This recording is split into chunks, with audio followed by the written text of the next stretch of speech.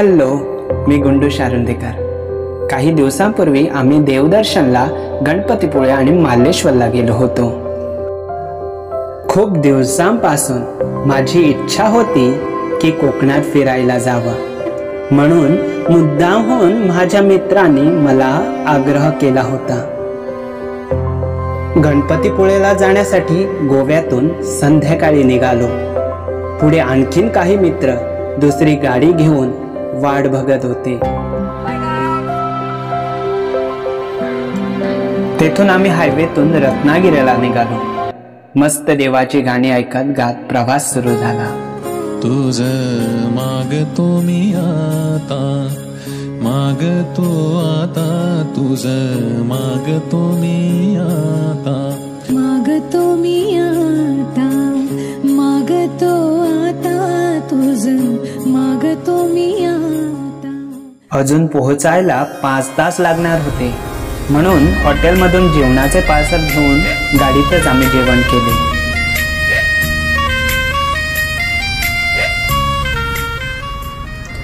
जाता जाता रात्र झाली।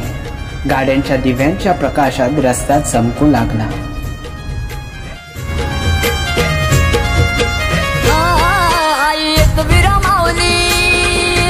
कोल्यांची सावली आम्हा कोलीवाल्यांच्या हाताला धावत आईली।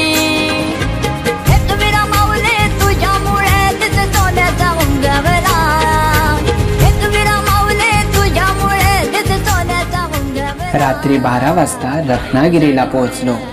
गणपतीपुळेला 2 किलोमीटर अलीकडे एका लॉजवर रूम बुक करून तेथेच आम्ही विश्राम केला।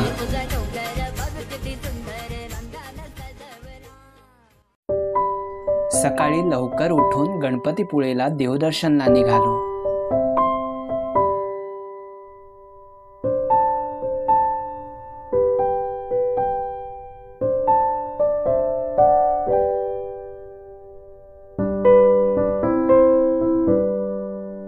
मी गणपतीपुळेला पहिल्यांदाच पोहोचलो होतो आणि तो परिसर पाहून मी तर अगदी भारावूनच गेलो।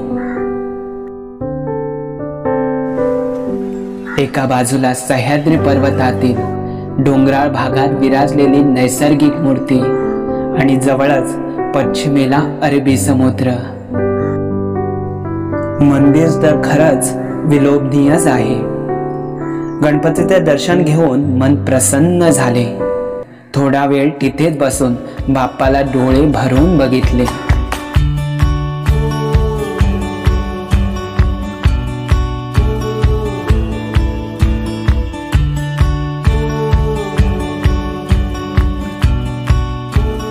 थोडा वेळ आवारात फेरफटका मारून पुढे निघालो।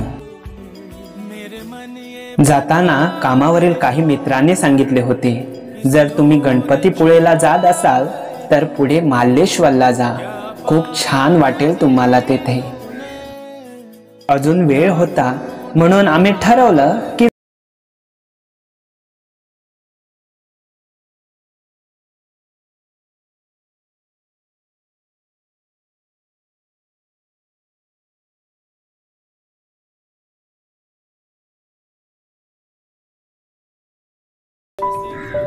छान थंड वातावरण होतं। चारी बाजूंनी झाडांनी गावांना वेढलेलं। वाटेत येणारे प्रत्येक गाव आपापलं सौंदर्य दाखवत होतं। हीच तर कोकणाचीच खासियत आहे आणि हेच तर मला पाहायचं होतं।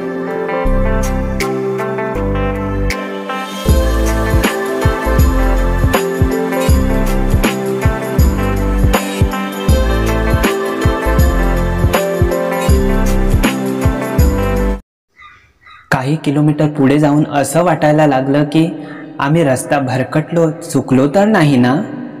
कारण रस्ता पाहायला नेटवर्क पण नव्हता आणि ट्रॅफिक पण तसं काहीच नव्हतं। सगळीकडे मात्र असं जंगल सारखं दिसत होतं। पण एक मात्र, सगळीकडे नामफलक पाट्या होत्या। त्याच्यावर लिहिलं होतं मार्लेश्वर 40 किलोमीटर, 20 किलोमीटर म्हणून फलक वाचत वाचत पुढे पुढे जात राहिलो। रस्ता तसा थोडा कच्चाच होता। काही पुढे गेल्यावर आम्हाला एक अद्भुतच दृश्य दिसलं. दोन्ही बाजूने असे भले मोठे उंच उंच झाडांनी वेढलेले पर्वत, त्यांच्या मधोमध रस्त्यावर चालणारी आमची गाडी आणि त्या उंच डोंगरावर सगळीकडे पसरलेला धुकट.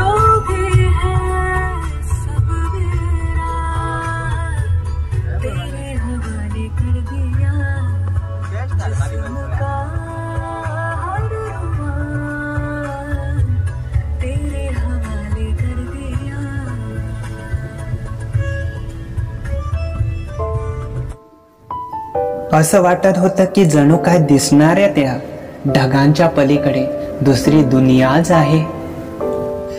निसर्ग आपल्या जवळ बोलवत होता आणि आम्ही निसर्ग निहाळीत निहाळीत जात होतो.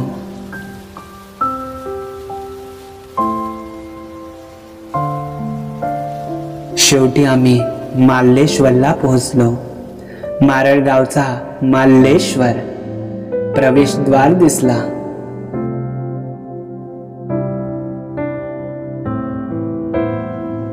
पण अजून पण आम्ही त्या स्वप्नातच होतो. अजूनपर्यंत आम्ही कधीच निसर्गाला इतक्या जवळून बघितलं नव्हतं.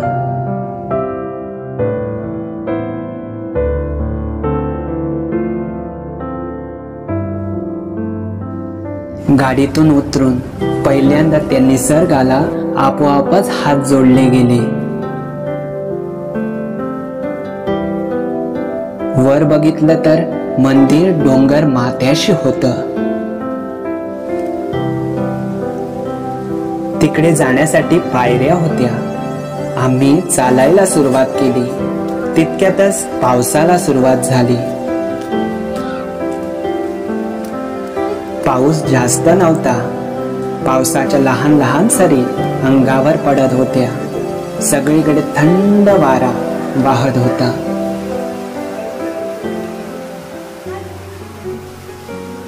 डोंगरावरून कोसळणारे ते खळखळून वाहणारे झरे, खाली उतरणारे ते भाविक, पायऱ्यांच्या बाजूला लहान लहान प्रसाद खेळण्यांचे गाडे टाकून बसलेले विक्रेते, प्रत्येकाच्या चेहऱ्यावर ते स्मित हास्य पाहून मग्न झालो. प्रवासाचा थकवा कुठच्या कुठे निघून गेला. आमच्या सगळ्यांच्या चेहऱ्यावर एक तेज आणि उत्साह होता. निसर्गाचा आस्वाद घेत आम्ही प्रत्येक पायरी चढत होतो. शेवटी आम्ही डोंगराच्या माथ्याशी पोहोचलो.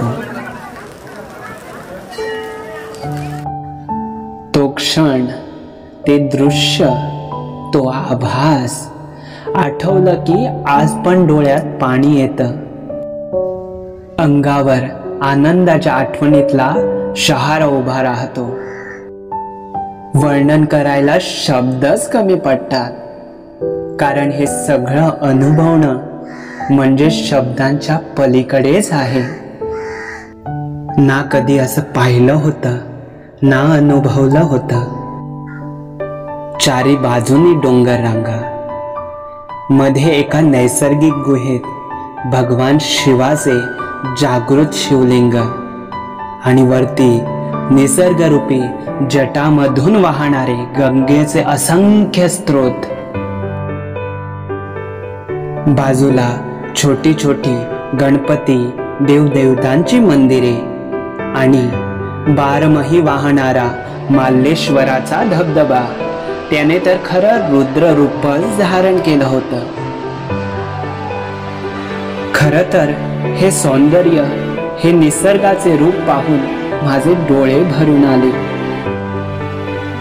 एक स्वप्न असतं ना की आयुष्यात असं काही करायचं, पाहायचं की जगाच्या पलीकडे असावं.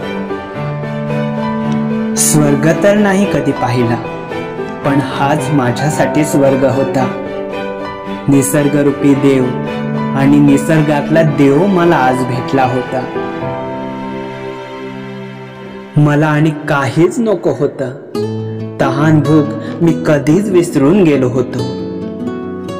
सगळ्यात पहिल्यांदा देवाचं दर्शन घेतलं, नमस्कार केला आणि धन्यवाद म्हटलं देवाला की तुम्ही माझी इच्छा पूर्ण केली. कारण करता करविता तर तोच आहे जे पाहायला कोकणात आलो ते कोकण आणि माझा देव मला आज भेटला होता. नमस्कार देवाला की इतका सुंदर स्वर्ग या भूमीवर निर्माण केला.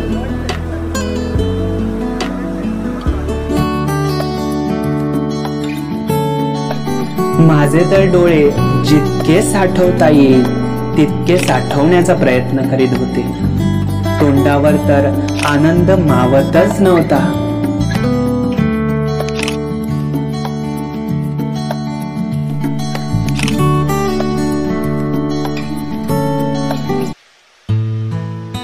संध्याकाळ होत आली होती. मित्राने जाऊया म्हणून सांगितलं, पण माझे पाय मात्र वळत नव्हते. माझे मन मात्र त्या निसर्गातच रमले होते.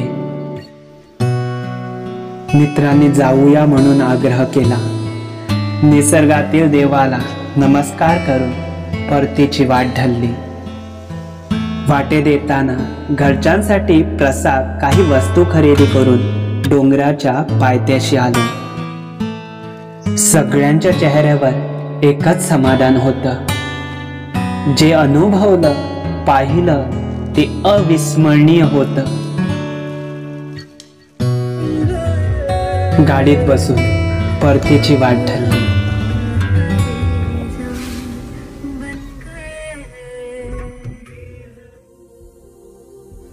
श्री गणेशाय नमः. नमो पार्वती पते हर हर महादेव. सह्याद्रीच्या पाना फुलात आहे तुझा वास. निसर्गाच्या सानिध्याची तुझ्याकडे आरास. जगी वाहतो तुझ्या जटेतून पावन गंगेचा सुवास. अंधारातही देतो सामास तुझ्या माथ्यावरील चंद्राचा प्रकाश. सृष्टीत होशी तू एकच तीन नेत्री आम्हास. मालेश्वराची आस मनी मालेश्वराची आस. हर हर महादेव.